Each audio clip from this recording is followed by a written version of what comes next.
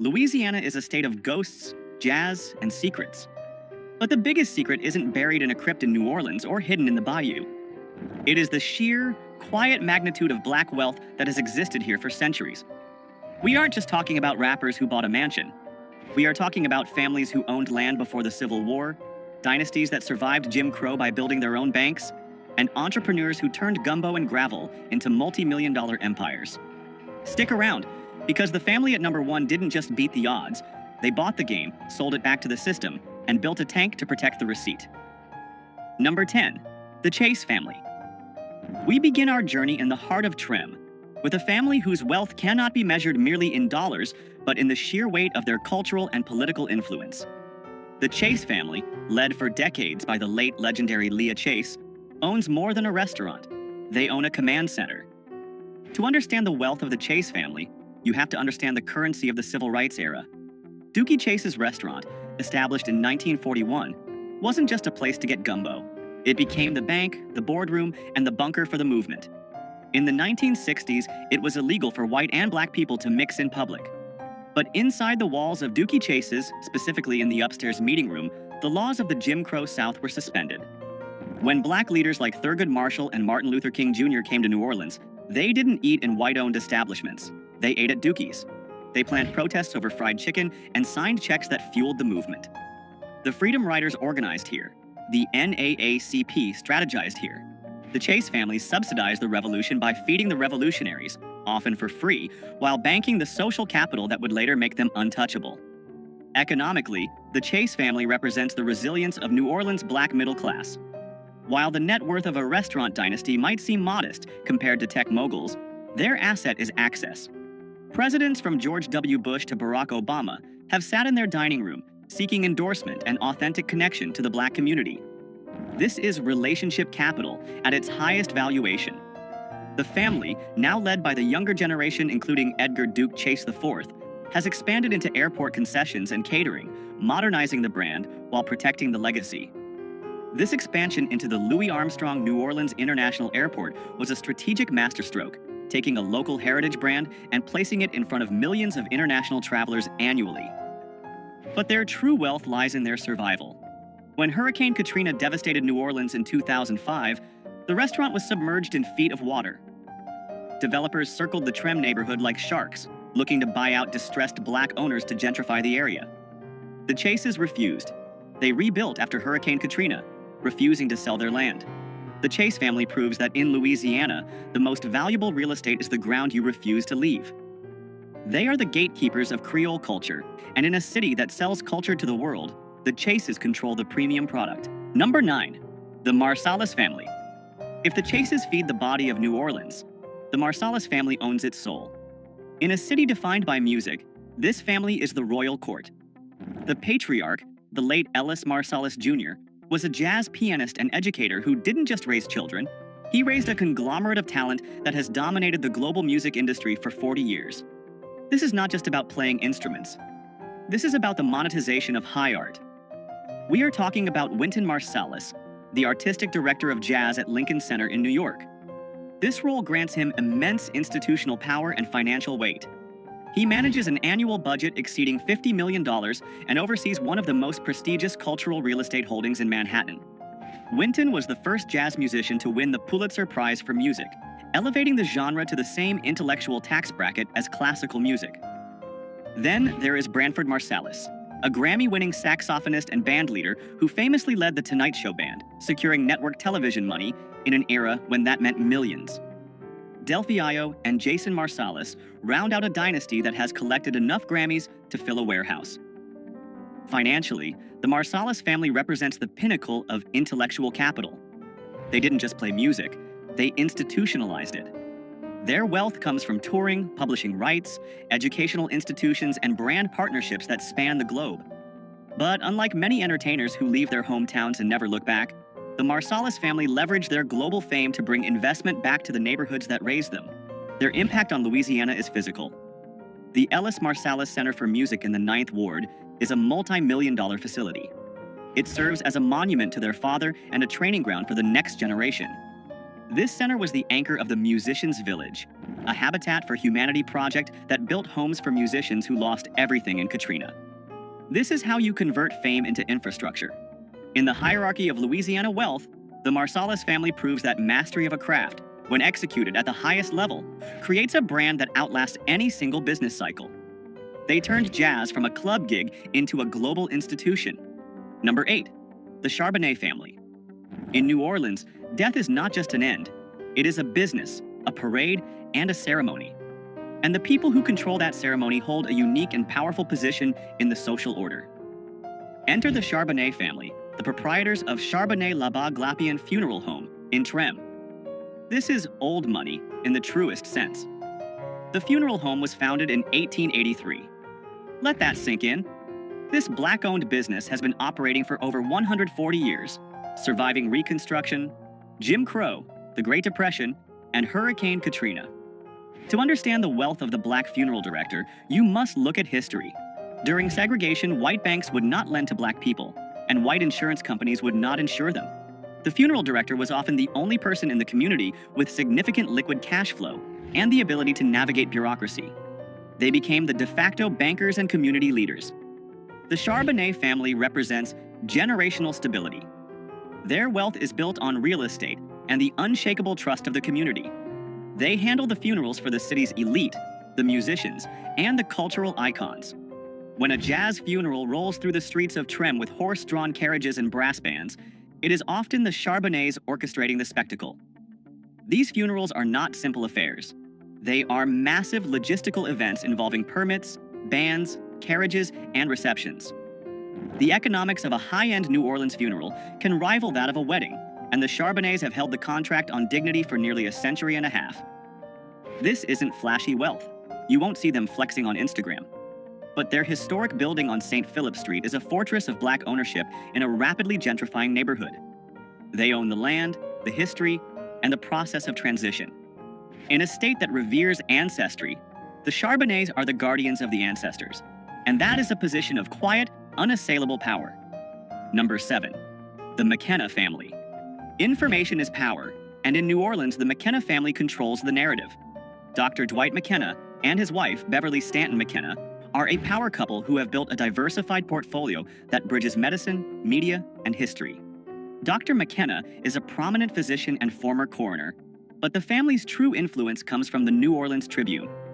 Founded in 1985, it is one of the most respected Black-owned newspapers in the country. But here is the flex. They didn't just start a paper, they revived the name of the first Black daily newspaper in America, originally published in 1864. They saw themselves as the continuation of a lineage of Black resistance. Owning a media outlet gives the McKenna family a distinct type of leverage.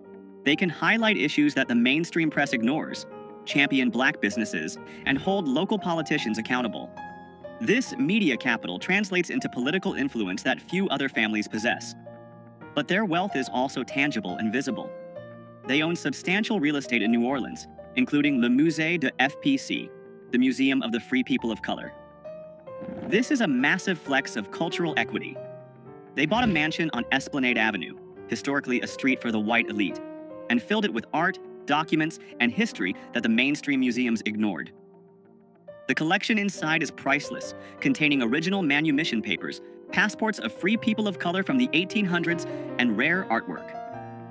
By privately owning this history, they ensure it cannot be erased or rewritten. The McKennas represent the intersection of professional excellence and community advocacy. By controlling the media, the Tribune, and the history, the museum, they ensure that the story of Black wealth in Louisiana is told by the people who built it. They are the intellectual guardians of the city, sitting on a portfolio of assets that preserve the past while generating income for the future. Number 6. The Coxum family. Now we move from old world influence to modern corporate dominance. If you drive through New Orleans, there is a good chance you are driving through the territory of Henry L. Coxum. Jr. Henry Coxum is not just a franchise owner, he is a mogul. As the head of Coxum Enterprises, he owns and operates a massive network of McDonald's restaurants across the region. But don't let the word franchise fool you. In the world of business, owning high-volume McDonald's locations in a major tourist city is akin to owning a gold mine. The barrier to entry for a McDonald's franchise is incredibly high, requiring significant liquid capital. Coaxum's wealth is built on operational scale. He started as a manager trainee in 1984 and bought his first store in 2002. Today, his organization employs hundreds of people and generates tens of millions in annual revenue. This is the power of systems. Coaxum doesn't have to invent a product. He executes a globally proven system with local precision. His power extends beyond the drive-thru. He sits on the boards of the city's most powerful institutions, influencing economic development and policy. He is a key player in the Business Council of New Orleans, a room where the city's economic future is often decided. When Hurricane Katrina destroyed his restaurants, Coaxum didn't retreat. He rebuilt, often opening his doors before the city had fully recovered to provide food and Wi-Fi to residents and relief workers. His flagship location on Canal Street is a symbol of Black corporate resilience. The Coaxum family proves that the path to extreme wealth often lies in taking a global system, like McDonald's, and executing it with such precision that you become a pillar of the local economy. He turned the Hamburger University training into a local economic empire. This is a perfect moment to talk about strategy. Henry Coaxum didn't invent the hamburger. He mastered the system of selling it. If you want to understand the franchise models and business systems that build this kind of predictable, scalable wealth, I've pinned a list of essential business strategy books and biographies right here on the screen. Click View Products to study the blueprints these moguls used. Number 5. The Henry Family. There are people who build buildings, and then there are people who decide where the buildings go. Troy Henry and his family fall into the second category. As the founder of Henry Consulting, Troy Henry is perhaps the most influential Black business strategist in Louisiana. This is technocratic wealth. Henry Consulting is a management firm that handles the heavy lifting for multi-million and billion-dollar projects. We are talking about the kind of deals that reshape skylines. Troy Henry has a background in engineering and corporate management at Fortune 500 companies like IBM and Enron before the crash, and he brought that high-level expertise back to New Orleans. His firm has been involved in massive undertakings, including the management of the Biodistrict New Orleans and the redevelopment of the World Trade Center New Orleans. These are complex, high-stakes public-private partnerships that require a mastery of engineering, finance, and politics. But the Henry family doesn't just earn fees, they own equity. They have stakes in real estate, fuel distribution, and development ventures. For example, they were key in the Bayou Sterling investments, aimed at bringing high-quality grocery retail to underserved neighborhoods. This is a strategy of doing good while doing well. What makes the Henry family so powerful is their ability to navigate the complex world of government contracts and private equity. They are the bridge between City Hall and Wall Street. When a new bridge needs to be built or a historic site redeveloped, the Henrys are often the ones drafting the blueprint and counting the zeros. They represent the modern suit-and-tie authority of Black Louisiana wealth. While others are the face of the brand, the Henry family provides the structural engineering of the economy itself. Number 4. The Williams brothers. Now, we leave the boardrooms and head to the block, specifically the Magnolia Projects, where two brothers turned a modest investment into a billion-dollar legacy. Brian Birdman Williams and Ronald Slim Williams are not just rappers. They are arguably the most successful record executives in hip-hop history. This is liquid wealth on a scale that is hard to comprehend. The Williams brothers revolutionized the music business with a specific piece of paper, the 1998 distribution deal with Universal Records.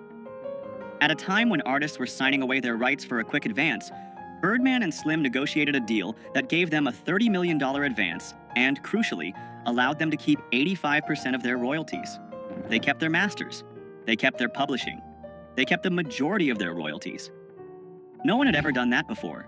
Because of that deal, when Juvenile, Lil Wayne, Drake, and Nicki Minaj sold hundreds of millions of records, the bulk of the profit went straight to New Orleans. They didn't just work for the label, they were the label. Birdman's net worth has been estimated as high as $150 million, but the combined family wealth generated by Cash Money Records over the last 30 years likely exceeds $500 million in gross revenue. They introduced the term bling bling to the Oxford English Dictionary, but their spending wasn't just for show. It was marketing. The cars, the jewelry, the excess. It created a lifestyle brand that sold millions of albums. The Williams brothers live loud. We've seen the Bugattis, the diamond teeth, and the mansions. But look closer. Slim Williams, the quieter brother, is known for his sharp business acumen and investment strategies. They bought their way out of one of the most dangerous neighborhoods in America by treating rap music not as art, but as a high-volume manufacturing business. They utilized a rapid release strategy, flooding the market with albums to ensure they dominated the charts. They are the Rockefellers of the rhythm, proving that you don't need a degree to out-negotiate the biggest corporations in the world. Number 3. The McDonald Family. While the Williams brothers were making millions, the McDonald family was storing it. Alden McDonald is the CEO of Liberty Bank, and his family represents the financial backbone of Black Louisiana. Founded in 1972, Liberty Bank is one of the largest Black-owned banks in the United States, with assets exceeding $1 billion. Alden McDonald has led the institution for over 50 years, a tenure that is almost unheard of in the banking world. His son, Todd McDonald, is now taking the reins, ensuring the dynasty continues. This is institutional wealth.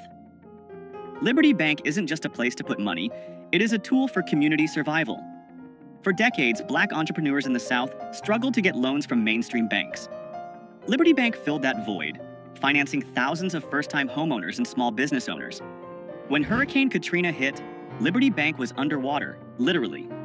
Their headquarters and data centers were flooded. Most small banks would have folded. The McDonalds didn't.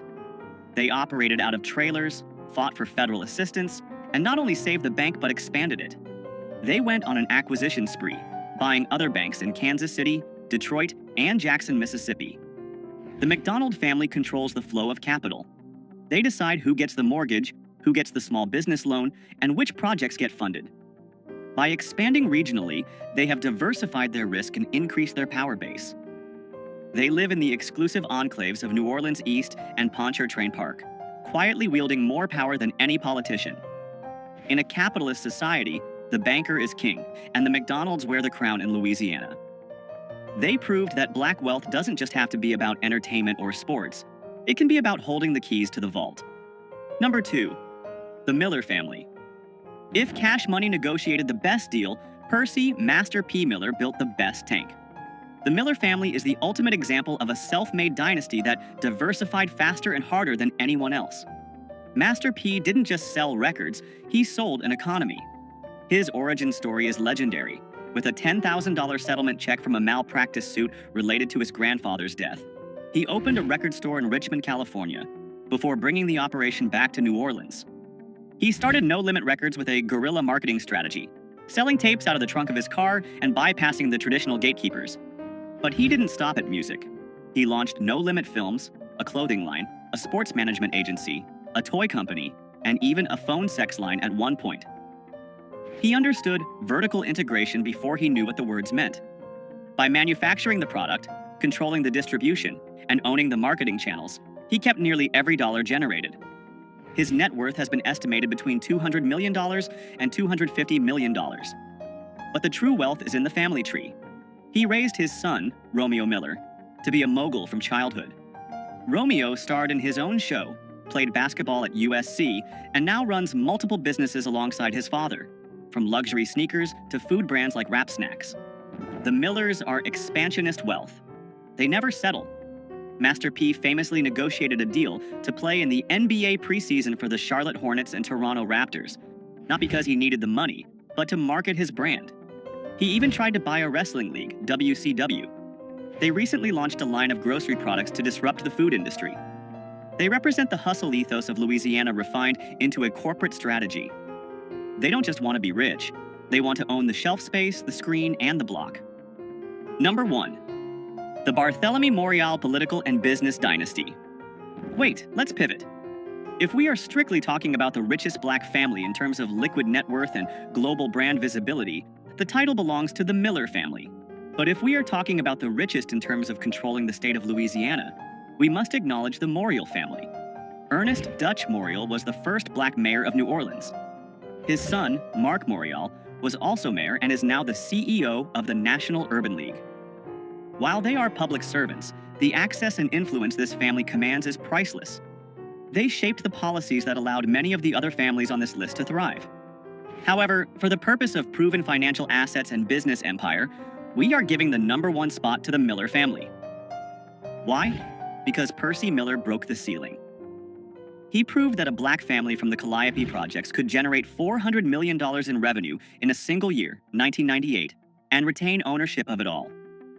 He created a blueprint that allowed his children to be born into wealth, educated in business, and positioned to expand the empire.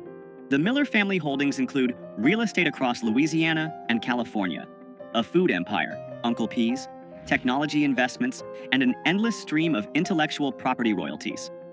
Master P is not just a rapper. He is the Louisiana version of a tech founder who exited with billions. He is the bridge between the poverty of the past and the infinite possibility of the future. He turned a tank into a trust fund, and that is why the Millers sit at the top of this list. From the kitchens of Dookie Chase to the boardrooms of Liberty Bank and the sound stages of No Limit, black families in Louisiana have built a fortress of wealth that defies hurricanes, history, and gravity. They didn't just survive, they conquered. Which of these Louisiana dynasties impressed you the most? Was it the resilience of the Chase family or the sheer business genius of Master P? Let us know in the comments below. Subscribe to Black Status for more deep dives into the world of hidden wealth. I'll see you in the next one.